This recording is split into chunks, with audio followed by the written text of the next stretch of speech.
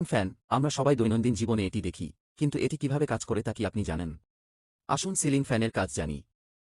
Ceiling ফ্যানে একটি single phase induction motor রয়েছে। এটি একটি রোটর রিং, এবং এই অংশটি ফ্যানের বাইরের কেসিংয়ের সাথে সংযোগিত, তাই যখন এই অংশটি ঘোরে, তখন ফ্যানটি ঘোরে।